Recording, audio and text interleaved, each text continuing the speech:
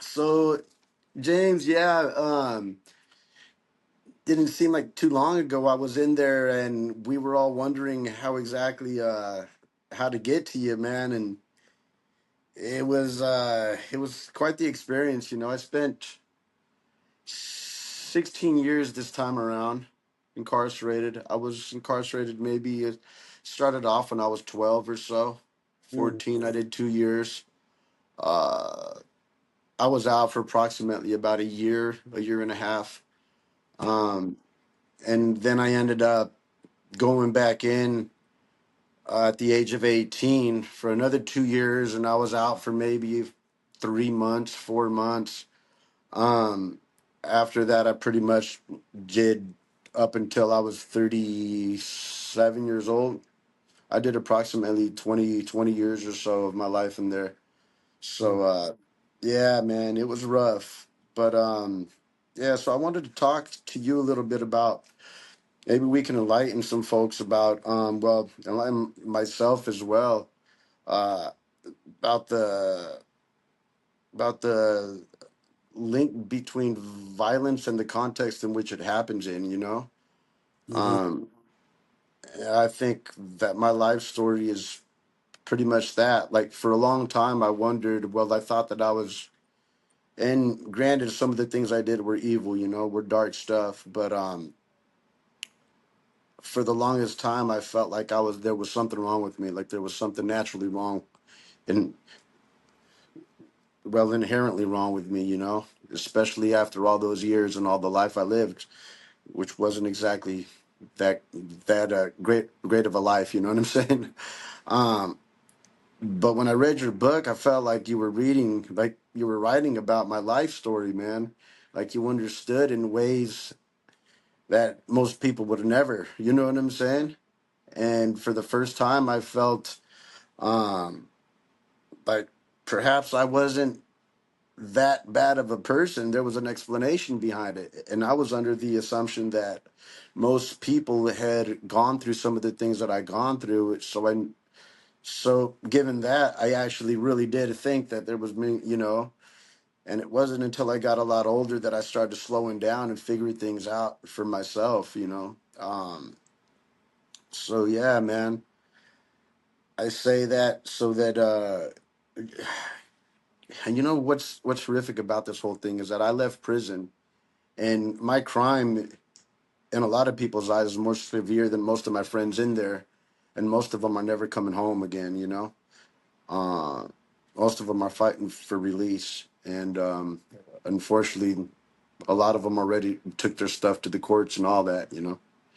And so I feel some sort of way, some sort of obligation to kind of be the voice for them, you know.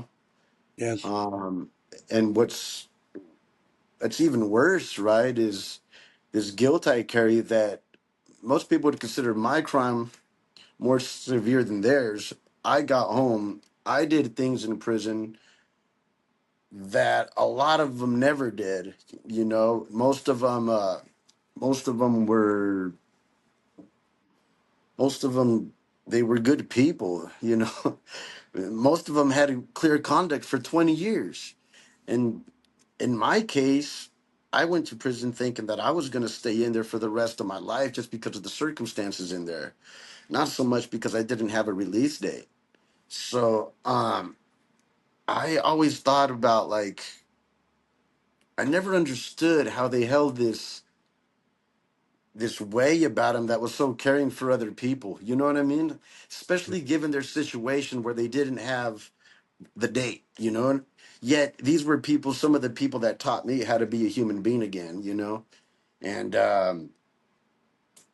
and the fact that I made it home makes me feel somewhat guilty. You know, um, yeah, man. So I wanted to hear your take on that and see what you had in response.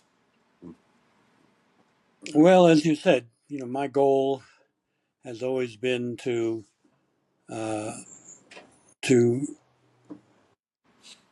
to start from the humanity of the guy I'm sitting across if I do an interview for a report for a case in which I'm testifying. And it is very, very important, but sometimes very difficult to do that. And I think that, as you say about yourself, people people tend to assume that you can know everything you need to know about a person from looking at the crime they committed. And for young people, for juveniles or those certainly up to age 25, that doesn't seem to hold much scientific water. That the people assume, even the Supreme Court assumed in the ruling in Miller versus Alabama, that you could determine if somebody was irreparably corrupt, was incapable of rehabilitation, based on the severity of the crime they committed. But as far as I can tell, the evidence doesn't support that.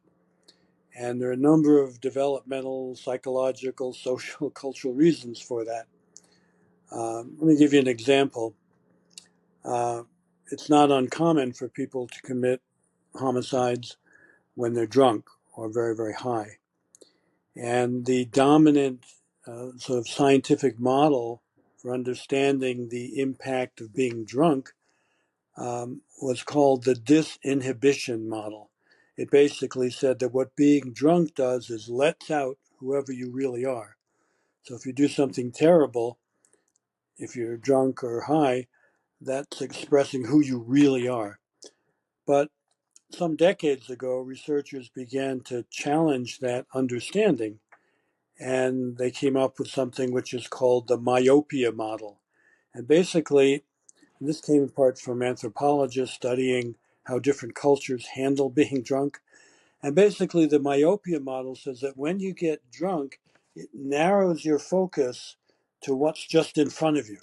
And so rather than letting out, who you truly are, it opens you up to act in a way that the culture tells you, the way drunk people act, the way the situation in front of you stimulates you or engages you. And so that alone, in a sense, humanizes rather than demonizes many guys who commit very violent crimes, because it's not revealing who they truly are, but almost imposing on them somebody who they necessarily aren't that person.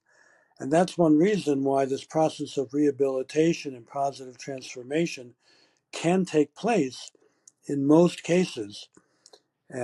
With young offenders, the issue is particularly that uh, because their brains are immature and don't really mature until the mid 20s, it's as if they're dealing with life with one hand tied behind their back, so it's Hmm. one hand free. And naturally, that's not as adaptive as having both hands free. And the two areas that developmental science has pinpointed that are affected by this immaturity are what's called executive function, which means good decision making, weighing costs and benefits, short term and long term costs and benefits, and so on. And the other area is called emotional regulation, or the more technical term is affective regulation. And it's basically emotional intelligence, the ability to understand your own feelings, understand the emotions of others, and perhaps most importantly, link together thinking and feeling. And that's one reason why the research shows that uh, young people who are capable of one level of clear thinking in a calm situation, like in a classroom, but if you put them in an emotionally arousing situation, and that emotional arousal can be fear, it can be hate, it can be lust, any intense emotion, it creates even more disability in thinking clearly about your behavior. So all of this, it becomes a settled science. And it's more and more being applied to guys who are not just under 18, but 18, 19, 20, 21, 22, 23. So I think that's the developmental bedrock for this. And the sort of humanistic bedrock is, to say that simply to dismiss somebody's terrible behavior and say they're a monster, it's sort of unfair to their humanity, because what they mostly are is not monsters. What they mostly are is untreated, traumatized children who inhabit and control the bodies of scary teenagers and young men. And the minute you understand that, you can look at it from a different point of view. I'll give you one of my favorite examples. A guy who I interviewed was on death row in one of the southern states. He had committed a terrible crime. Mhm. And when I talked with him, there was something about him that attracted me to him. Like there was something appealing about him, despite the monstrous nature of his crime. Yeah, yeah, It also sort of came to a head that he had all the typical prison tattoos all over his arms. You know, yeah, you know them better than I do. The tombstones, the skulls and crossbones, all that horror. yeah, yeah. So that's what he showed me. So I left thinking there's something I'm not getting about him, um, and I couldn't really do it. 5 years later, I happened to be back in the same death row prison on Mhm. another, and I asked if I could see this guy again because he was still there on death row. Yeah. And so, to my surprise, they just brought him in. He said, "Sure." So they bring him in, and we sort of got reacquainted. And then he said, "I want to show you this medical condition I have." So he opens up his shirt, and he had a shunt into his liver because he had some health problem. And on his chest, he had more of these, sort of horrible prison tattoos. But in the middle of his chest is a tattoo of the Pink Panther, Uh-huh. that cartoon character. And all Really? of a sudden, it was like the skies opened and it made sense to me. I understood him because I knew from our previous conversation that when he was about 3 or 4 years old, he was Mhm. taken away from his abusive parents by protective services because they were really badly abusing him and had been since he was a baby. He could only take with him one thing. It was a stuffed animal. And it was the stuffed animal of the Pink Panther. Mm. It had it on his Mm. chest, and that's what I was sort of getting, that this little boy, was still there in a sense under all these layers of the terrible crime he had committed. Wow. And to me, he became a sort of emblem of so many other guys that I've sat down with. Because once you see them as an untreated traumatized child inhabiting this adult, you don't want to punish them in the same way the courts do. You want to, in effect, you want to hug them and say, let's take care of you. Let's heal you from the trauma that disrupted your life in a way that Mm. resulted in the death or injury of somebody else. And for me, that was one of the most important realizations, which is why this guy sticks with me. Um, and in a sense, all the years since then have been an effort to elaborate on that and bring that to bear in courtrooms, Wow. both in resentencing of juveniles and the uh, sentencing generally.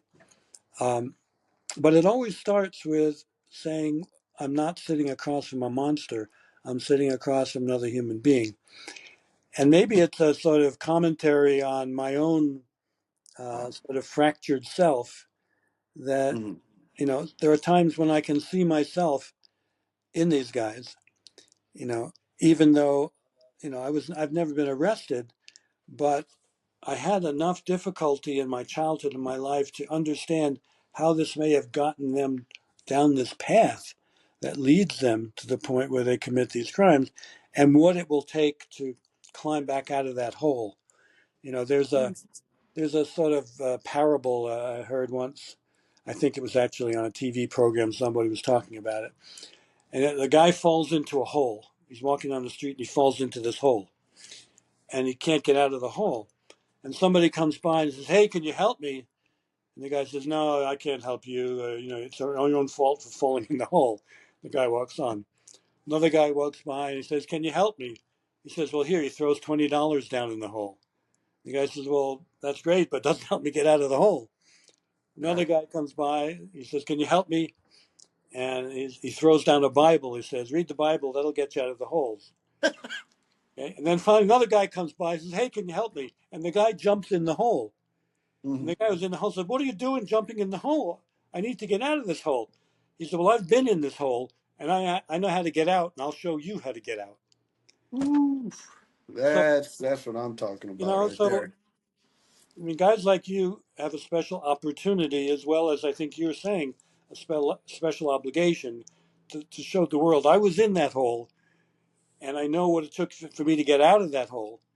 And I want other guys to have that same opportunity. And, that's partly my role is to get down in the hole with the guys and say, all right, let's plot a strategy to get you out of this hole. That's one reason why sometimes, although I'm doing these interviews, for the court, for the sentencing, I feel an obligation to try to help them gain some self-understanding just from that interview. I mean, it's not the whole Hmm. facts, but it can be a start. I'll give you an example. It was a guy who, when he was growing up, his mother abandoned him multiple times. So she would abandon him. He'd go into foster care. She would come back and say, I want to be your mother now. Then she would abandon him again. It reached its peak when he was 12. She shows up again, persuades the foster mother to bring him over to her trailer, whatever it was. And she says to him, I want to be your mother again. So this 12-year-old boy says, okay, imagine how brave he was to say, okay, I'll try again with you after all these disappointments. So they Hmm. have a couple of visits, and then she says, I want you to feel at home here. So I want you to bring your bicycle over and leave it at my place so you'll feel at home here. So the kid does, this boy does. The next time he comes for a visit, not only has his mother disappeared, but she sold his bicycle. Mm. It's hard, particularly for somebody who doesn't know this world, to imagine the rage and the sadness this 12-year-old boy must have felt. He puts Mm. himself out like that, and his mother just squashes him. Well, 10 years later, when he's 22, gets involved in a relationship with a woman who's the same age as his mother. She's 17 years older than he is. And they have a very stormy relationship for 5 years, I think it was, during which time he often threatens to leave her, sort of replicating what his mother had done to him. And finally, after 5 years, they get in an argument. She takes a kitchen knife, he takes it away from her and stabs her 35 times. Now, it doesn't take much of a genius to think who's he really stabbing, you Oh know. yeah, yeah, Yeah. yeah, for sure. Now, Hmm. but it's such a powerful thought for anybody to contain. So I asked him, um, does it make sense to, who do you think you were really stabbing when you did that? And he said, well, I was stabbing this woman I was living with. And I said to him, do you think it had anything to do with your mother abandoning you? And he got shocked. He said, man, I never thought of that. Now, to an outsider, you may say, well, how could he not have thought of that? But it's such a big wound in his mind and heart and spirit that to confront it is just too overwhelming. But I felt like in that moment, he started on the path to healing because Hmm. finally, I was doing it as gently as I could to raise his possibility because he was never going to get better until he confronted that. So I think, you know, that's part of what, this process needs to be. It's coming to terms with your unhealed child. It's coming to terms with the world that's been so cruel to you. It's Yeah. responsibility for what you did. And I often say that at some point you have to choose to either be a barbarian and a savage or a monk and a student. That's And funny, that Jim. explains a lot, doesn't it? No, so what you were saying just gave me chills, man, because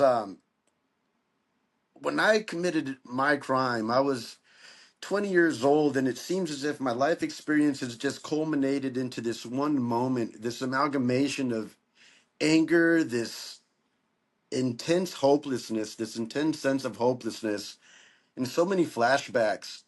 When I was 6, there was this thing in particular really affected me, and I heard my mom screaming, and she was in the room. Him and my dad was always abusive. He was always abusive, but this time was different. Her screams were different, and it sounded like he was choking her, like she was trying to breathe. And my brothers kicked in the door, and when they did, my father was on top of her, didn't have no clothes on. He was straddling her, and he was choking her with one hand, and with the other, he was smearing his excrement on her face. And for a moment, I sat there, and that was the moment that changed my entire life completely. This was a moment where I felt helpless. I couldn't, for the life of me, protect my mother. I couldn't move. I was shocked. I was filled with fear. My hands were shaking. I couldn't talk. And my brothers, they went on to grab a kitchen knife. They went in there. They tried to stab my father. They were. They must have been 12 or 13, and I was about 6 or 7. I was the youngest out of my family. Um, and after that moment, I couldn't talk for at least a few hours, even when the cops came. And I remember they were trying to question me, and I couldn't stop shaking. And that was the moment that I can pinpoint to where I felt as if I declared war on fear. And I felt that I never wanted to be that helpless again. I never wanted to feel that way. And I longed for a mother, and she was there to a degree she could be, but she wasn't there in her head mentally. She would always threaten to commit suicide, threaten to kill us if we didn't do things right. So the manipulation was really effective, and I was confused. And since I was the younger brother of the four, um, there was a big gap between me and the older brother, so I can never actually uh, like have like a friendly conversation with anybody. So I was isolated. So my brother that was closest to me, he'd have been paralyzed, and he was 10. So my strategy was to go to his side and talk to him, even though he couldn't talk back, and just sit there and kind of cry with him. Or if I had emotions, I would go to his side. And he had been paralyzed since he was 3 or 2 years old. He had been jumping, I guess, in the kitchen, and something happened along the lines. He dropped a pot on his head, and it burnt his scalp, and it left him paralyzed, handicapped, and he couldn't talk back. But as long as he was there, I felt like somebody had me. Yeah. Um, After he passed away, I didn't have nobody to talk to. I was completely isolated, and it was as if, again, that feeling of fear, that being alone, and as if the only thing that cured it was my anger, was this hatred. And I was writing a paper one time in college, in prison, and I explained hatred is not just a feeling. It was a mother figure. It was a nurturer. It was the thing that protected me, that told me I could be courageous, the one thing that told me I could be highly effective, I can dominate, I don't have to feel. And it almost as if it was a poetic love that I had for hatred. And I discovered that love even when I was 12, and for the first time I shot a gun, and I remember feeling the thunder roar through my fingertips and giving me chills. And for the first time I had a control over the situation, over the chaos, Yes. and I could demand respect. At 14, I robbed a store at 14 years old. And now, back then, I used to think it was just a thing I did just because it was a random thing. But at 14, I tried to stab a clerk, and I was only 14 years old. Looking at my son now, he's 22, and I still see him as a child, but I can only imagine him at 14. Like, what does it take to transform this 14-year-old into somebody who's willing to take a life? And at 18, I was selling drugs, went back to prison. But at 20, I had had enough of prison. I was taught to be in solitary when I was 14. Went to prison again at EO. There was nothing but war. It was a war zone.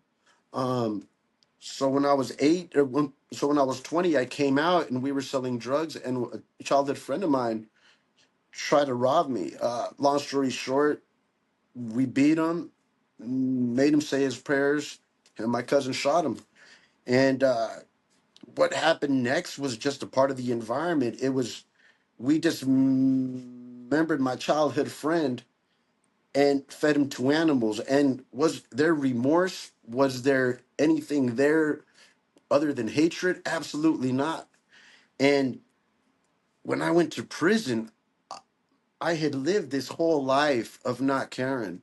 So I went to prison, as soon as I got there, the drama consumed me, took me in. I'd broken my fingers in fights, riots. I spent 5 years in solitary confinement. I got stabbed in the head, and I continued that. And it's funny how you say the context, right? The healthy environment. so it wasn't until like 7 years in my in no like 10 years into my sentence where they moved me to OSCI. Mm, OSCI, and OSCI yard was this yard. There was a lot of people there that had quit the gang banging, and there was a lot of people there that were kind of, it was a calmer environment, you know. And that was the environment in which I met some of the people that talked about you and that had me read your books. I can name the names, I'm just not sure, but there's tons of them that you know that they were a huge fan of yours, you know, and they put me on to some of your books. And when I started reading this, the environment was so calm that I can actually reflect, actually see these people. And I studied some of these people just to learn, how is it that you respond when somebody disrespects you? How in the world do these people not turn into violence? Because my whole life was violence. Incarceration was nothing but violence. And I studied it, and I seen that their life wasn't over if they allowed somebody to, you know, if they just swallowed their pride and walked away, like their life wasn't over. But for me, it literally felt as if I would let this dude over my dead body, would he be able to say something and me not react, you know? But the more I talked to these people, these people were humanizing me. And one thing that they did that I'll never forget, and it almost coincides with exactly what you say, is that they showed me love. mm, They were they were my father figures. They were my brothers. They they put up with my bullshit, so to speak. You know what I'm saying? They understood when I flipped out. They'd be like, "Hey, well, that's just Victor, man. Just." But because of them putting up with me for so long, I learned to trust him. And when that trust was established, I think is when I was coming into this thing where like I could finally study myself. That took place. And the fact that somebody I had met years and years ago who took an interest in me started caring about me, and she started coming to visit, and that changed my whole life. Because for the first time I was forced to confront the conclusion that I had come to, that was concept of love doesn't exist, you know. And yes. she made me question that brick wall that I had put up. And these feelings I was feeling, they were rare. I was, they were extraordinary.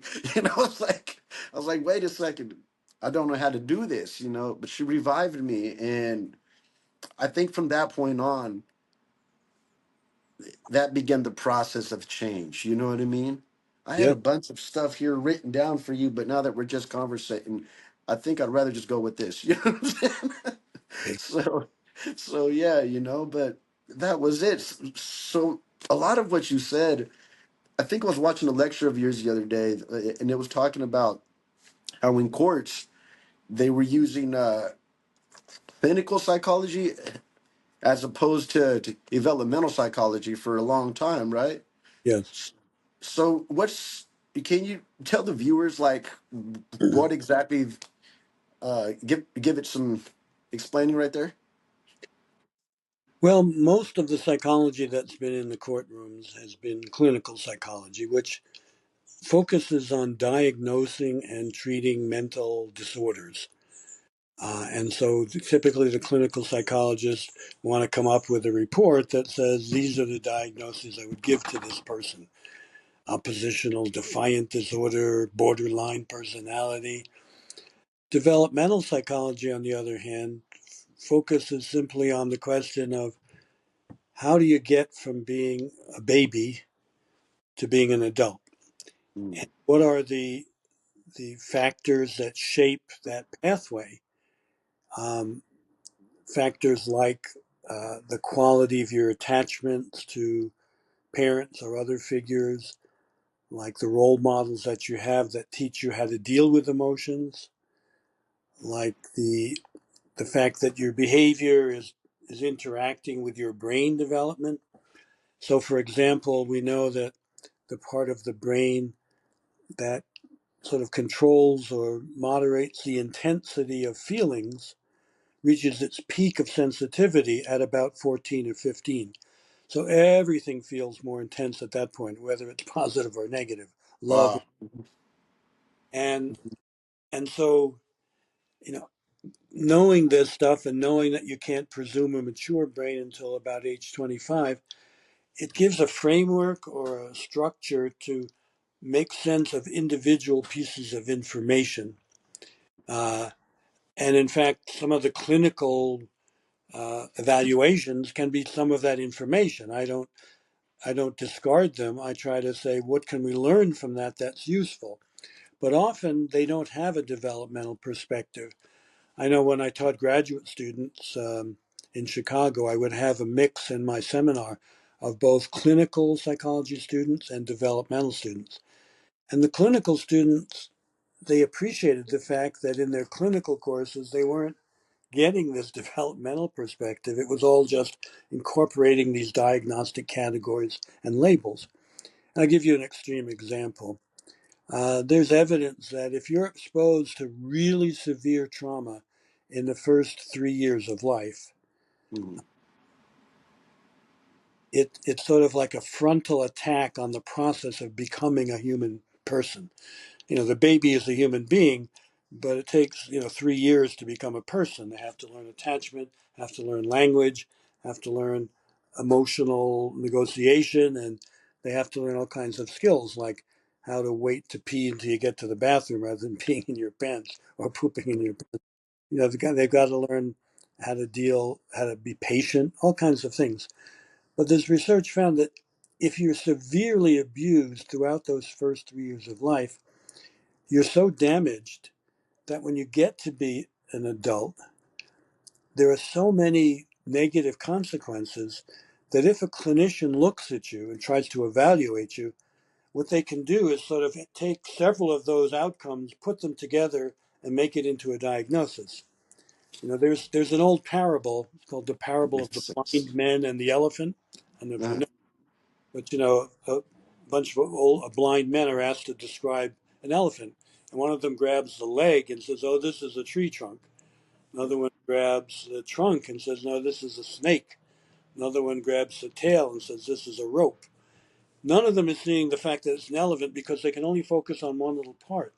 And that happens sometimes in these cases where clinicians are offering multiple diagnoses, but missing the big developmental point that the person was severely abused in the first 3 years of life.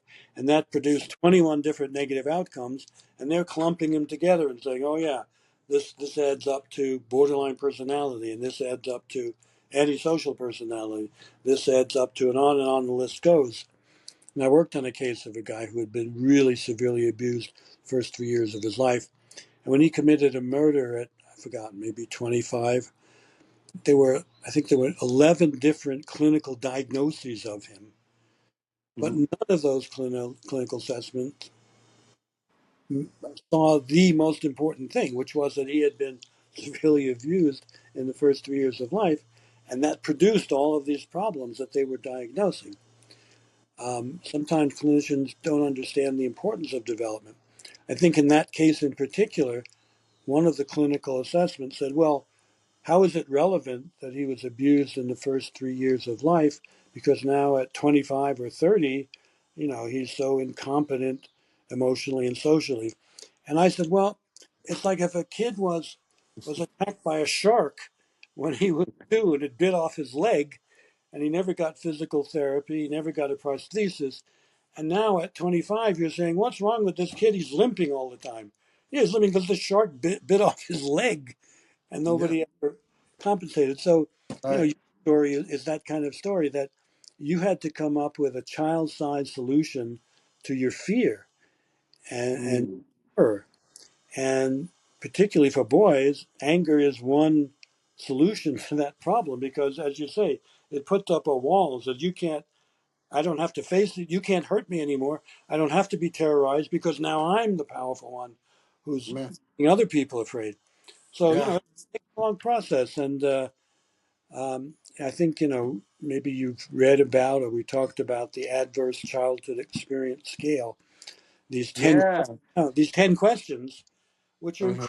powerful in predicting problems with depression, suicide, substance abuse, violent behavior. And we know because it's been given to, thousands and thousands and thousands of people, About two-thirds of all American kids get a score of 0 or 1. The highest score is the average. Only about 1 in 100 kids gets the score of 7, which is the Mm. for guys that I've interviewed in prison. So the average guy in prison with a score of 7 has got more adversity than you know the 99% of the population.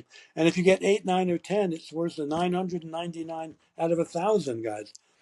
And I often ask guys after they filled it out, I say, okay, you got a score of 7, let's say. If I gave this to 100 guys you grew up with, how many do you think would have a score of 7 or more? And they often say all of them, 90%, because we know what we experienced growing up, and so you grow up that in that world, and the other kids have the same experience, so you think it's normal. And part of the process of recovery or transformation or rehabilitation, it's like you have to come to terms with the fact, because I often say each one of those adverse factors is like a kid is being handed a rock to carry around in his backpack. And you get Hmm. 7 of those rocks, no wonder you're staggering under the weight of it. So how do you get better? You take the backpack off, you go through the rocks one by one, and you deal with it. Well, I was abused. Mm. How do I make sense of that? I was neglected as a kid. I witnessed domestic violence. I had a parent who was a drunk or a drug, addicted to drugs. I had a parent who was depressed. I had somebody in my family who went to prison. All of those 10 things are like rocks in your backpack, and you have to come to terms with them before you're free of the weight. And that's one way that I conceptualize how guys like you eventually succeed. You may still be a work in progress, That but is a great analogy, Jim. isn't it? Isn't You it? ain't lying. Yeah. Those guys that in Oregon that you were with, I call them my guys. Oh Because yeah, I love those guys for sure. Yeah. I tried to I've given them this metaphor. I've tried to help people understand what it takes. I don't know if you know the R&B singer James Brown. You know who Oh he is? yeah. Oh yeah, for sure. Get on up. Get on up. So his, the biopic about him is, I guess, I'll go to, get up. Now, he was an abused child. I don't know if you remember in the movie, there's an 8-year-old actor playing him when the time he was abused. And then it Yeah. sort of fast forwards to him as an adult. And now he's a rich guy. He's a successful R&B singer. And there's a scene in which he owns this sort of shopping center, and there's a meeting room, and people Yeah. rent the meeting room for their meetings. And he comes in one day, and people have rented the room, but Mhm. somebody has used his personal bathroom, and for Yeah. some reason it sets him off. And we could talk about why, but he takes his shotgun out of the closet and he goes into this room, and he just terrorizes these people. He shoots into the ceiling. So how dare you use my bathroom? Then he jumps in the truck, drives off, and pretty soon he's being chased by 5 cop cars. Yeah. The cop cars corner him in a parking lot, and the door of the truck opens up, and it's the 8-year-old actor who comes out of the truck. And it makes the point that that's who's doing this, untreated 8-year-old boy who's still Ooh, I love that. Yeah. I okay. love that. So Yeah. having a lens to look at the world and see things, I think, much more validly and accurately, and not just see people look to be, but who they really are. Like the guy with the Pink Panther tattooed to his. Yeah. Like my buddy. No, Jim, there's what you were saying, so I scored a 10 on that Yeah. scale. I Yes. scored a 10 on there. I took it not too long ago, and it just made so much more sense. I was like, wow. So you're telling me I believe the number was like 0.1% or something Yeah. like One that. in a Scored. thousand. One Yeah, in a 1 in 1,000 people have actually experienced something like that. yes. And so I was kind of shocked. I was like, well, it explains a lot, why I got this perception for sure. At 11, I was on the streets, and at 12, there was something about being in solitary when I was 14, and I'll never forget that. It was almost like being abused again, like tortured again, because they put you inside this. It was all blue, I don't know why they painted the walls blue, but it was like this little 5x5 cell, and they would stick you in there like for a day or hours at a time, and then put you inside of a dry cell. And at 14, I thought this was, this is why I shouldn't get into trouble. But you would think that that's what I was thinking. In my head, it was like I've got to be tough so I Yes, can survive this situation, and it made me more hardened. You know what I mean? yes. And it wasn't until I think, man, like even now, I have to catch myself, like the way I think, and I always have to question myself. I always have to question myself. But the thing, I had a job when I first got out. It was 18 months, and I had come out without a chance to feel emotions. So I came out to the world, and I'll be honest, the simple things would make me cry like a baby. I wasn't used to crying, but I got out, and it was a safe place, and everything was cool. And I was going to work at 12 at night, and I was coming back from work, and I was walking. I didn't have a car, so I was walking, and just the fact that it was night, it was like 12 o'clock at night, and I could see the stars. It was summer, and I could see the stars, and I could smell that smell of being free.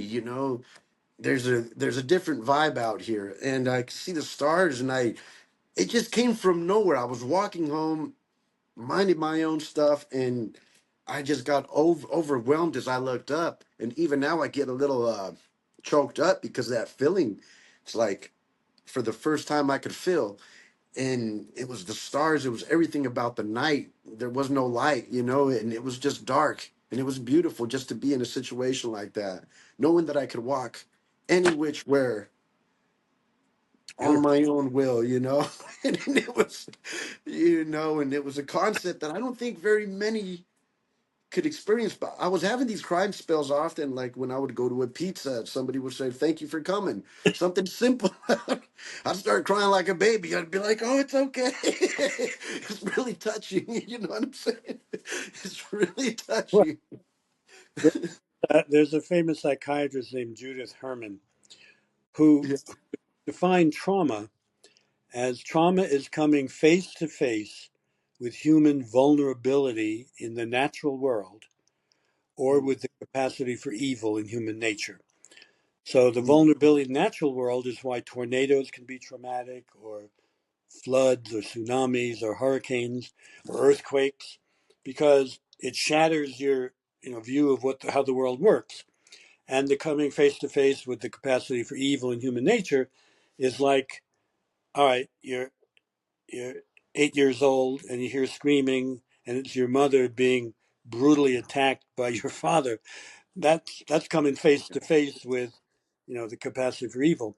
So that's where she went with it. But recently I've been saying one way to think about healing trauma is that it's coming face to face with the beauty in nature, the magnificence in nature. And that's what I was thinking of when you're talking about looking at the stars. That it's like, wow, it's the opposite of a hurricane. It's mm. the beauty. And I'll show you where I am. I'm sitting here, and can you see that? Oh my goodness! Look at you, Jim. Well, I'm sitting in Guatemala, Is uh, that right? You're and my still over desk, there in Guatemala? my desk looks out on Lake Atitlan, which is what you look. And so for me, Ooh, looking out there is always healing. Because I'm working on a case and reading about horrible stuff. ooh. I look up and I look out there and I say, okay, there's beauty and magnificence out there. So that's part of it. That's one reason why, nature, which includes dogs. I think these dog programs in prison can be so healing. Why it includes, working outdoors. But the other part of it is, she said trauma was coming face to face with the capacity for evil in human nature.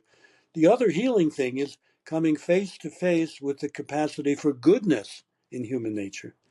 So that's actually what I thought of when you talked about going into the pizza place. It's the No, goodness. What they say, oh, thank you. Thanks for being here. And oh, for you're sure. so It was the simple things, and I started off at a gas station. I started off at a gas station, and it was I was the happiest gas pumper ever. You know, and people just didn't understand it. And they would give me $20 tips like almost every single day. You know, and and and I'd be, in my jacket, big old jacket. Having these conversations with people. It was weird because I have an inclination to like not have a shallow conversation. I get to the nitty gritty, and people are like, "Wow, that was deep, really fast." Like, It's, how are you? And you launch into, well, let me tell you. I skipped the shallow grounds, my friend. Right. The point is, it's like you were starved as a child. Oh, absolutely. And that's why these little tidbits of love are so important to you. And, That makes complete sense. I've never give me 1 sec. Let me charge my phone. I uh, I can always edit this out. Yeah. No, absolutely. Victor, I've got to go in a few minutes. So Okay, that's perfect. phone is getting Let me down. just charge this so we can hold this on right here. We're all good. And okay, So, you okay, know, perfect. like you're an inspiration because you, that hole I was talking about before that you grew up in, and you went to, uh, you went to Salem, and there were other guys who were both in the hole and now out of the hole saying, "Yeah, we can show you how to get out of this hole. It's going to take a while." But Mark Wilson and some of the other people, Oh, you I know, love Mark. yeah, me too. I really do, and He's actually the one that gave me your book. Me and Mark. We'd talk for long hours. I'm not sure if you know my buddy Joey too. He was yeah, super, super good friends. I mean, Andrew wanted to talk to you. I remember Andrew, and I was so devastated when I heard about the news. He had passed and left us, and I was, yeah. oh my gosh, my heart broke, just wrenching. I was like, seems like just the other day we were walking the yards together talking about his issues, and it was just tragic, super But tragic. what a success story you are that you can take the death of a friend that way and be brave enough to feel it, as opposed when you were younger, you might have just said, "Well, he died on the other side of the wall," you know. You're Yeah, cut off. yeah. So it's very brave to be able to, when you've gone through all that, it's brave to be open to feeling these things without crashing. It's so admirable to appreciate the simple things. I mean, people study Buddhism, for decades to get to the point where they. I don't know if you ever saw that book. We're all doing time. Oh yeah, yeah. Saw I've read that it. book, Hmm. and somebody like Mark, who, in addition to recovering and rehabilitating, has had to deal with the frustration of being this conspiracy to keep him in prison. Oh my gosh. That's an entire story into itself. I was actually there. I literally watched the whole thing unfold as these CEOs. I'm gonna try to be civil about it, but oh my gosh, the fury. And it was so weird because these dudes were like monks, just like you Yeah, said. 'Cause me, I was back in my day, back in the whole, we would have raised hell right along with them. But these guys know that doesn't get him nowhere. And the way he went about it was a lot better than I would have. But the fact that they did that to him, I've seen so many people fight for parole, and they would change their minds about letting them out the very day they were supposed to be let out. I was like, how can you play with somebody's life like that? It's like, man. well, I told So, Mark he's a better person than I am. no, me too. I second that opinion for sure. It's like, yeah, yeah. So hopefully, I can't wait. No, hopefully he'll make it out, or you know, that's a tragic story because the world's are missing out on a lot without Mark. Mark has a lot to offer society. So many of us in there have so much to offer. I mean, Mark's a genius when it comes to the legal system. They fear him in there. They really do. Well, look, maybe that's a good place to wrap up. All right. I really appreciate having the chance to talk with you like this. I hope it's useful for your podcast, and Gonna maybe be fun.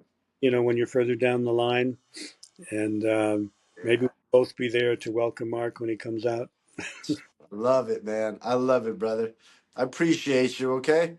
And Hey, thank you so much. you make Appreciate you for doing this with me. All right, brother. you, you make me proud to be a human being. Thank you, man. I love you, man. All right, Jim. Bye bye. Okay. All right, bud. Bye.